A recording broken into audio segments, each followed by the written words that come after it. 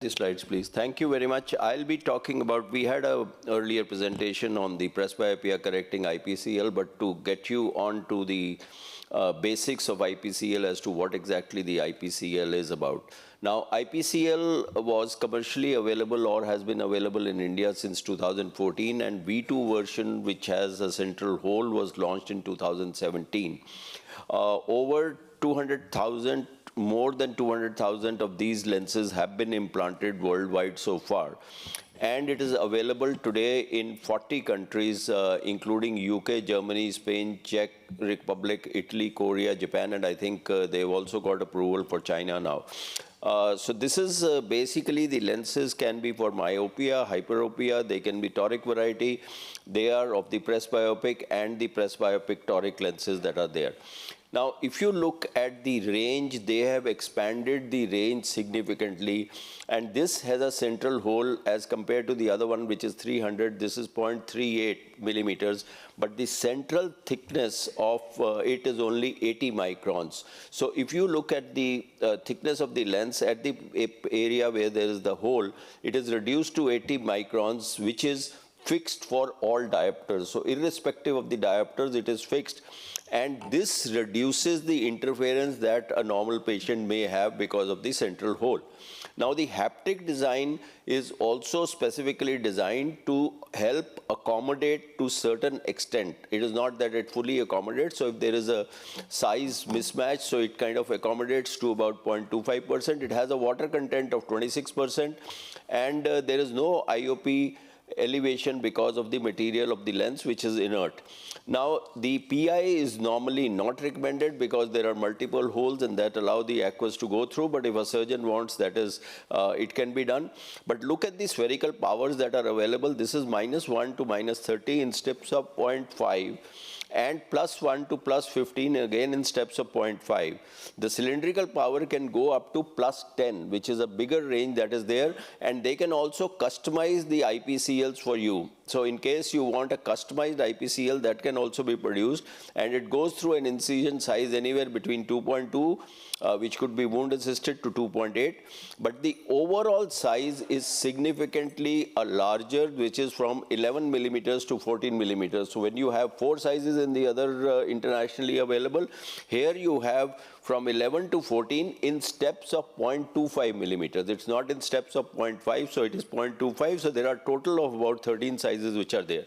This is the design advantage that I was talking about, that this is specially engineered, the haptic pads, which has some spring effect. So with that particular thing, you can actually look at having a better kind of an adjustment that could be there with the lens.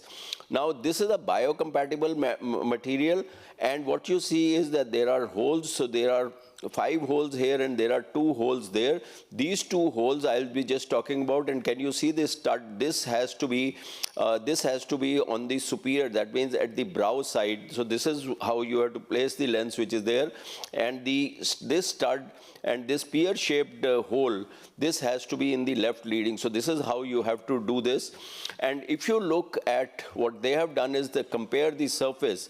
So if you look at the surface quality between the IPCL and the ICL, you can see that the surface quality is supposedly much better in the IPCL as compared to the ICL. So these are the normal prerequisites that you can have: age 21.5, etc., pupil size, AC depth more than 2.8. You would prefer a vault like in any other phakic lens to be between 250 to 270, and this is what the prerequisites are. These are again the contraindications, which are no different from any phakic implant. So if your angle is narrow, if there are chances of glaucoma, or if the AC depth is less than 2.8, you would have a problem.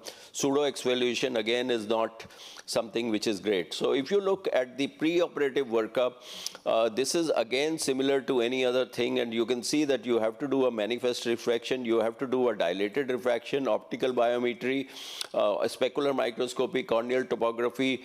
White to white is normally what they have recommended is the white to white to the manual measurement, but you can do with an Anterion, put it on the software, or you can do the UBM, which Dan Reinstein is promoting, and put it in. But the calculation is essentially largely as per the company on the manual white to white.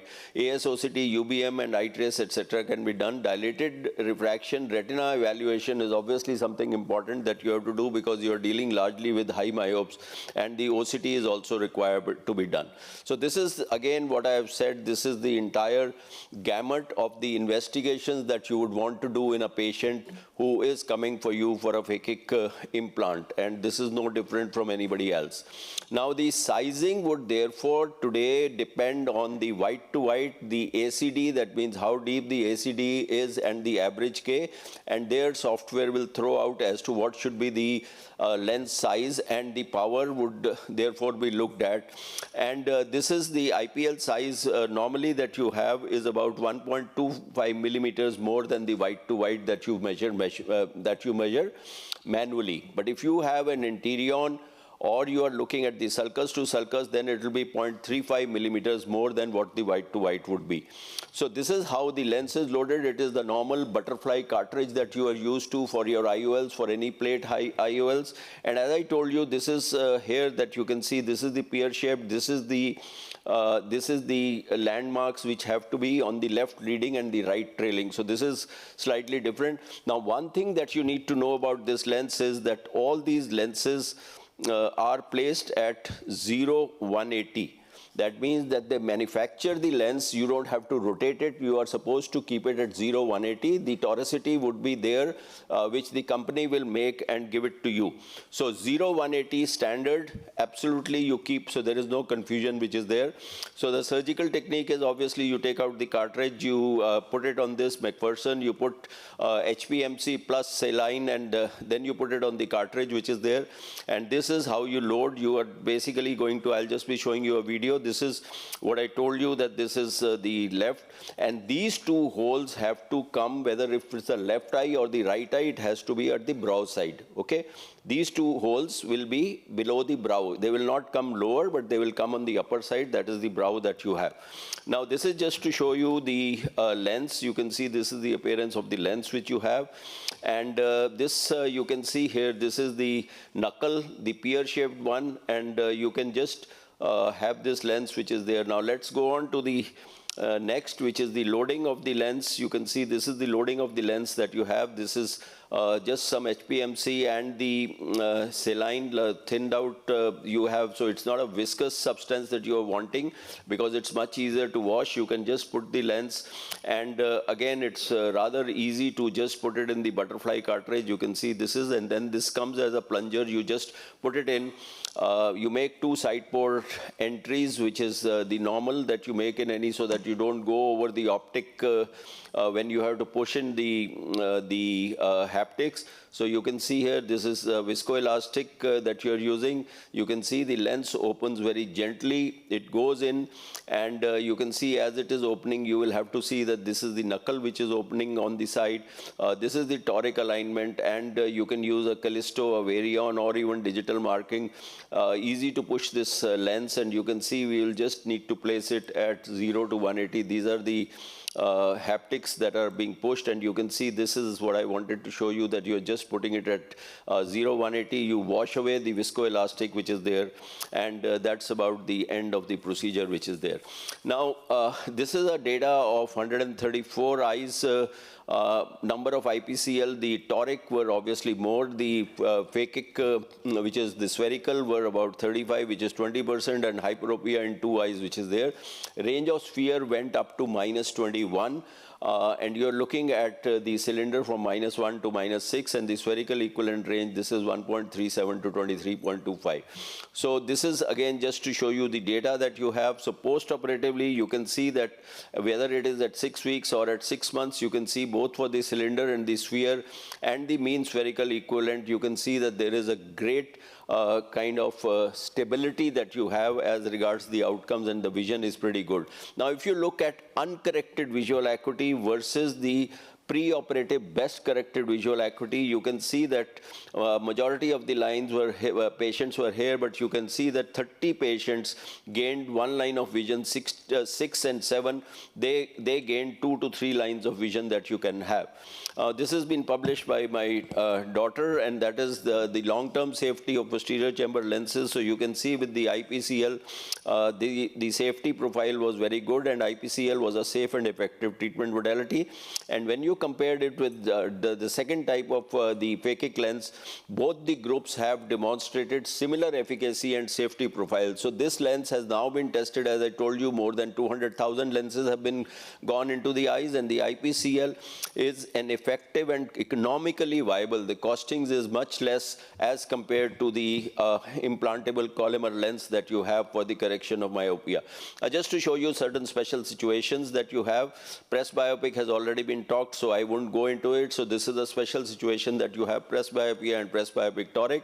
Now, if you have cases where you are having a sizing problem, because the size, as I told you, 0.25 millimeters, and you have larger. So this is the other implant that was there. There is a sizing problem. So you can extend the variation of the size. You can remove that and instead go ahead and put in an IPCL to get a better vault that you can have.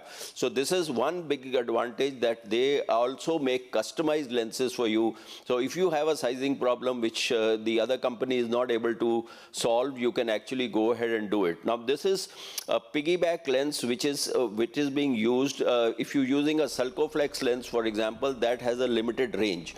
So if you have residual refractive error, maybe in a small child you had done a surgery and the myopia is increased, you can also use, or we have used, maybe you can consider it as an off-label use, but a piggyback IPCL can be used for high ametropia. That means that if I have, say, -8 residual, -10 residual, under those circumstances, I can go ahead and implant an IPCL as a piggyback lens, because the IPCL is supposed to be in the sulcus, and what you are doing here as a piggyback is again putting the lens in the sulcus. So this is something which we do routinely. Now, this was a case, when you're looking at a case of keratoconus, the AC depth is obviously going to be larger, but this is going to give you a false measurement of the size of the implant that you are going to have. So you can see that in this particular case, we had a pupillary capture. The vault was very high in this particular case in the toric IPCL. So what exactly we did was that we can go ahead, and because of the high AC depth that you got in a case of keratoconus, you would actually be easily, you can see again, if you have to explant the lens, it is very easy to explant through a 2.8 millimeter. This is just the side port. You can see that one can actually go in and remove the lens and put in a new lens. As you can see, this is a hand-over-hand technique that one will be doing. This can be easily, you can see one hold of the haptic and then the other one, and we are able to pull out the lens and replace it by a different size of the IPCL that you wish to have, so that the vault is now better in this case of keratoconus. This is just to show you again a cataract surgery after IPCL. You can see this is a case where there is a cataract that has developed. And again, we normally put trypan blue. You can also do a femtocataract in such cases. You'll just remove the IPCL first. You can see the IPCL again can be pulled out. And then through the same incision, without any sutures or anything, you can go ahead and do a phacoemulsification. That's the rhexis that is being done. And a phaco can be done, and you can get a good outcome in this particular case. So to conclude, I have shown you various situations, the type of availability of the IPCL, the kind of solid backing it has for more than 200,000 cases. And this has been backed by years of safety data and surgeons' trust. It is across 40 countries. It's a biocompatible material, easy loading, injection, and explantation if required. The results are reliable and is today an essential tool in a refractive surgeon's armamentarium. And to top it all, customization is possible by the company. It may take about 2 weeks for you to get the lens, but that's what it is. Thank you very much for your kind attention. Thank you.